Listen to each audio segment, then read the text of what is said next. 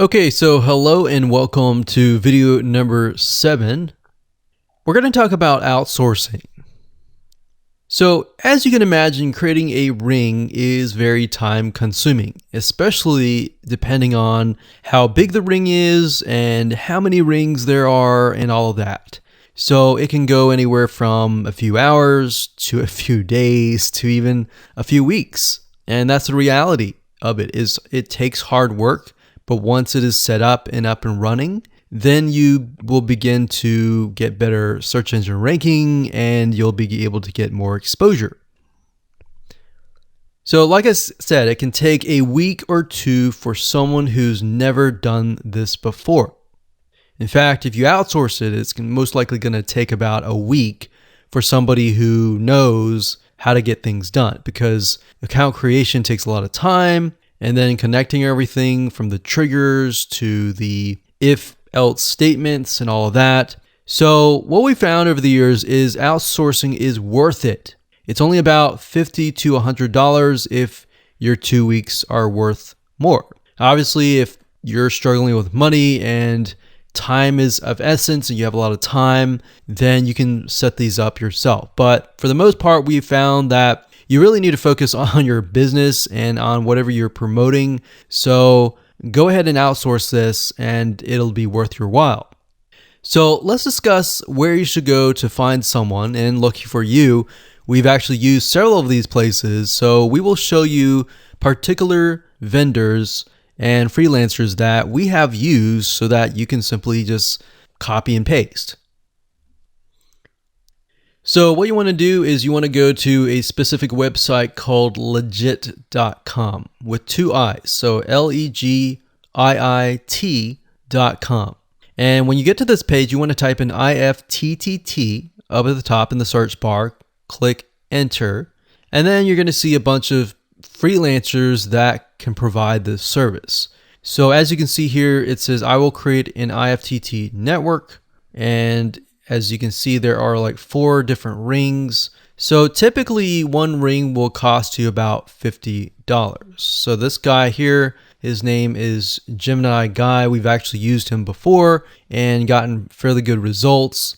And what he'll do is all you have to do is give him the information for, like I said, the accounts, and have the username and password. And what we usually do is we create a brand new email account. So it's nothing related to the old business accounts or anything like that. So it's a new email account, all the information on a spreadsheet, and then we send it over to him. He creates the accounts, and then he logs into your IFTTT account, which you'll need an account for that as well, and then he'll set everything up. There's a lot of people that are doing this type of stuff. Some are doing like video embeds, and that's another thing with YouTube. One ranking factor is the more embeds, the better. But the more embeds that are done on a branded social property or a property that is actually related to your theme, that is actually better. The reason why is an embed is kind of considered a backlink to YouTube. So if we were to create a IFTT network that is specifically creating as many embeds in different social media properties, that can help as well. So we can have a ring or several rings, and on top of that, we can have video embeds. Now, the nice thing about legit.com is it's really focused on a lot of online marketing, SEO, and other different services like backlinks, PBN links, and all of that.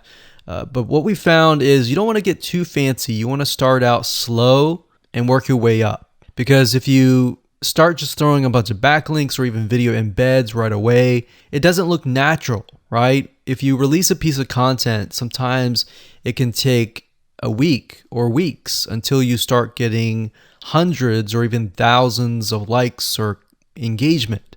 So you don't want to throw thousands or even hundreds of thousands of backlinks right away, right? So that's not going to look natural. And going back to what we talked about earlier in the previous videos, does it look natural? If it doesn't look natural or doesn't seem natural, then that can be a problem.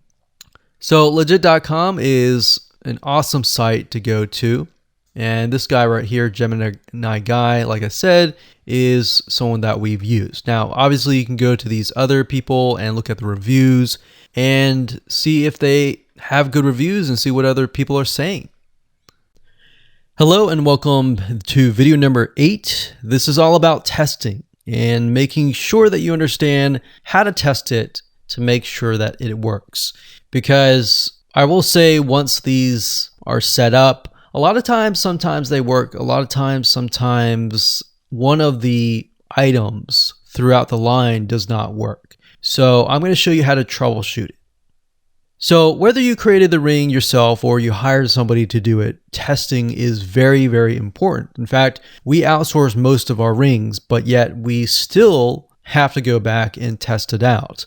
A lot of times when these freelancers are in the mode, they'll test it out, but they're really relying on you to test it out because they can't upload a YouTube video to your YouTube channel unless they have access. And a lot of times we don't give them access for, privacy and security reasons.